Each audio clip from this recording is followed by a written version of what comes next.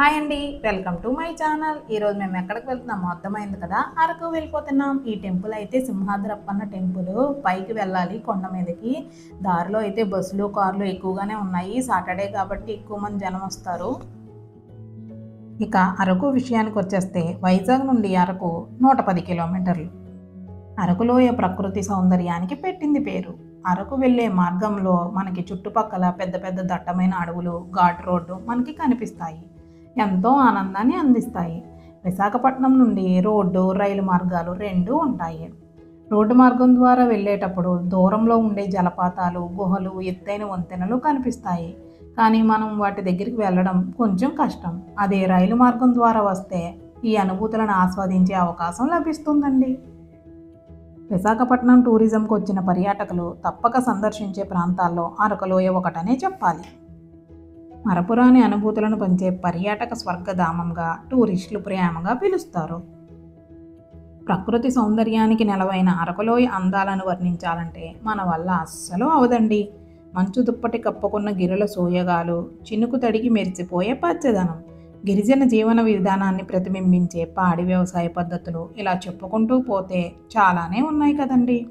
కుటుంబంతో కలిసి సంతోషంగా హాలిడేని ఎంజాయ్ చేయడానికి దీనికి మించిన ప్రదేశం మరొకటి లేదని చెప్పాలి. వెళ్ళేదారిలో ఫస్ట్ మనం కాఫీ తోటలు చూస్తాం. ఈ కాఫీ తోటల్ని 10,000 ఎకరాల్లో అభివృద్ధి చేశారంటండి.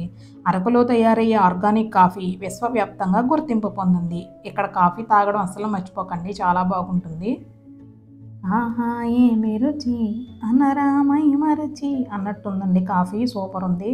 చాయ్ మీద పాట రాశారు కానీ కాఫీ మీద కూడా ఒక పాట రాస్తే బాగుంటుంది. 2003 నుంచి 2012 మధ్య కాలంలో 10 ఏళ్లలో విశాఖ కాఫీ 7 సార్లు రీజనల్ స్థాయి అవార్డులు కూడా పొందిందంటండి. అరకులో చూడాల్సిన ప్రదేశాలు చాలానే ఉన్నాయి. వేరే ఊరి నుంచి ఎవరైనా అరకు రావాలని ప్లాన్ చేసుకుంటే కంపల్సరీ 2 డేస్ ప్లాన్ చేసుకోవాలి. 1 డేలో మనం అన్నీ కవర్ చేయలేం కాబట్టి 2 డేస్ కంపల్సరీ ప్లాన్ చేసుకోవాలి. మనకి ఇంకా ఇక్కడ వ్యూ పాయింట్స్ కూడా కనిపిస్తాయి. ఈ వ్యూ పాయింట్ పేరు గాలికొండ వ్యూ పాయింట్. ఈ గాలికొండ వ్యూ పాయింట్ విశాఖపట్నంలోనే అత్యంత ఎత్తైన పర్వతం. సందర్శకులు ఇక్కడ నుండి పచ్చని లోయలు, నదులు, ప్రవాహాలు, కొండలు, పక్షులను చూడవచ్చు. తూర్పు కనుమలలో గాలికొండ 2వ ఎత్తైన ప్రదేశం. సముద్ర మట్టానికి 4,320 అడుగుల ఎత్తులో ఉందంటండి. అరకులో మేము మొదట వెళ్తున్న ప్లేస్ కటిక జలపాతం. ఈ జలపాతానికి ఉత్తమ సమయం ఆగస్టు నుండి డిసెంబర్ వరకు ఉంటుంది. వేసవిలో ఈ జలపాతం పొడిగా ఉంటుందంట, ఎందుకంటే ఎండకి వాటర్ అస్సలు ఉండవు కాబట్టి సమ్మర్లో రావడం కొంచెం బాధనే చెప్పాలి. సమ్మర్లో వాటర్ ఉండవు కాబట్టి మనము ఈ వాటర్ ఫాల్స్ దగ్గర ఎంజాయ్ చేయడానికి అస్సలు వీలుండదు. ఆంధ్రప్రదేశ్లో పర్యాటక మౌలిక సదుపాయాల పెరుగుదల మరియు పర్యాటక కేంద్రంగా వైజాగ్ పెరుగుతున్న ప్రజాదరణతో కటికీ జలపాతాలు దేశవ్యాప్తంగా మరియు ప్రపంచం నలుమూలల నుండి పర్యాటకులను ఆకర్షించడం ప్రారంభించాయంటండి.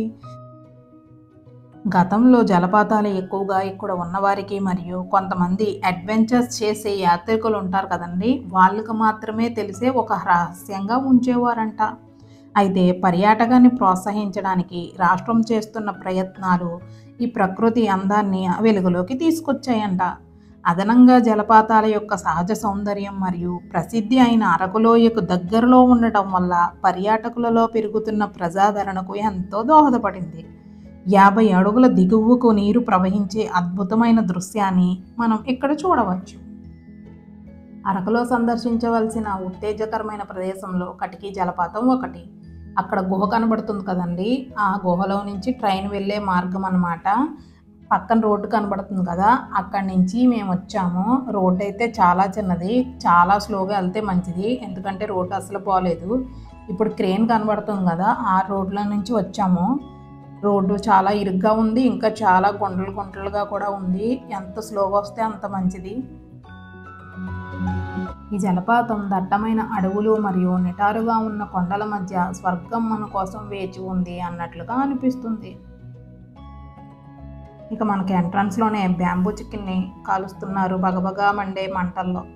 మైండ్ రమ్మంటుంది, మనసు వద్దని చెప్తుంది. ఎందుకంటే సాటర్డే కాబట్టి. అలాగే ఆవిడ చూడండి పైకి ఎంత ఫాస్ట్గా వెళ్ళిపోతున్నారో. మేము 2 మెట్లు ఎక్కేటప్పటికి ఆవేశపడిపోయి ఒక చోట కూర్చున్నాం. ఆవిడ మటుకి ట్రైన్లాగా తెగ పరిగెడుతుంది. ఈ జలపాతం దగ్గర రావడానికి కొండపైకి రావాలి. ఇది చాలా చిన్న ట్రెక్ అన్నమాట. దాదాపు 20 లేదా 30 నిమిషాలు టైం అయితే పడుతుంది. జలపాతాలను చేరుకోవడానికి ట్రెక్కింగ్ చేయడంతో పోలిస్తే ఇది చాలా సులభం. వయసుతో సంబంధం లేకుండా అన్ని వయసుల వారు ఇక్కడికి వచ్చి హ్యాపీగా ఎంజాయ్ చేయవచ్చు. మీరు కొండపైకి వెళ్ళేటప్పుడు మీ చుట్టూ ఉన్న కొన్ని ప్రత్యేకమైన పక్షులు, జంతువులు మరియు చెట్లను చూసేలా చూసుకోండి. కొండపై నుండి మన నడకదారి చివరి వరకు నీరు ప్రవహిస్తూ ఉంటుందండి. ప్రకృతి ఒడిలో మనం తినవచ్చు, స్వచ్ఛమైన గాలిని కూడా పీల్చుకోవచ్చు. ఈ జలపాతానికి కటికి అనే పేరు వచ్చింది. ఇది దాదాపు 50 అడుగుల ఎత్తు మరియు గోస్తానీ నది నుండి వస్తుందంట. గోస్తానీ నది అంటే తాటిపూడి రిజర్వాయర్. అక్కడి నుంచి ఇక్కడ వరకు వాటర్ వస్తుందంటండి. మీరు తాటిపూడి రిజర్వాయర్ వీడియో చూడాలి అనుకుంటే మా ఛానల్లో అప్లోడ్ చేసాము, వెళ్ళి చూడవచ్చు. అసలైన వాటర్ ఫాల్స్ దగ్గరికి వచ్చేసాము. ఈ వాటర్ ఫాల్స్ చూడండి ఎంత బాగుందో. ఈ జలపాతానికి పేరు దగ్గరలో ఉన్న గ్రామం పేరు నుండి కటికి జలపాతం అని పేరు వచ్చిందంట. ఇక్కడ నీళ్లు చల్లగా అలాగే క్రిస్టల్ క్లియర్గా స్పష్టంగా ఉన్నాయండి. పచ్చని ప్రకృతి దృశ్యాలను అనుభవించడానికి అవకాశాలను అందిస్తుంది ఈ వాటర్ ఫాల్స్. కటికి వాటర్ ఫాల్స్ అయితే అయిపోయింది. ఇప్పుడు మేము దగ్గరలో ఉన్న కాఫీ మ్యూజియం చూడటానికి వెళ్ళిపోతున్నాం. కటికి వాటర్ ఫాల్స్ దగ్గర నుంచి కాఫీ మ్యూజియంకి డిస్టెన్స్ వచ్చేసి 20 కిలోమీటర్స్. 44 minutes time పడుతుందంటండి. తాతగారు మేము వీడియో తీయడం చూసి ఆవుల్ని వీడియో తీయండి అమ్మా అని చెప్తున్నారు. ఈ ఆవులు భలేగా స్టెప్ బై స్టెప్ నుంచొని గడ్డినైతే మేస్తున్నాయి. ఇంకా కాఫీ మ్యూజియం దగ్గరికి వచ్చేసాము. కాఫీ మ్యూజియం ఎంట్రీ టికెట్ వచ్చేసి పెద్దవాళ్ళకి 60 రూపాయలు, పిల్లలకి 30 రూపాయలు ఛార్జ్ చేస్తున్నారు. కాఫీ మ్యూజియం 1950లో ఈ ప్రాంతానికి వలస వచ్చిన ప్రకాశరావు గారు అరకు కాఫీ హౌస్ని ఏర్పాటు చేశారంటండి. కాఫీ హౌస్ మొదట క్యాటరింగ్ వ్యాపారంగా స్థాపించబడినప్పటికీ అది చివరికి అరకులోయలో కాఫీ చరిత్రను గుర్తించే చిన్న మ్యూజియంగా విస్తరించిందంట. ఇక్కడ పిల్లలు పెద్దవాళ్ళు ఆడుకోవడానికి కొన్ని గేమ్స్ కూడా ఉన్నాయండి. ఇక్కడ ఏదో పెళ్లి జరుగుతుంది అనుకున్నామండి. డప్పులు మ్యూజిక్ సౌండ్ వినబడుతుంది, కానీ పెళ్లి జరగట్లేదు, లైవ్లో డప్పులు కొడుతున్నారనమాట.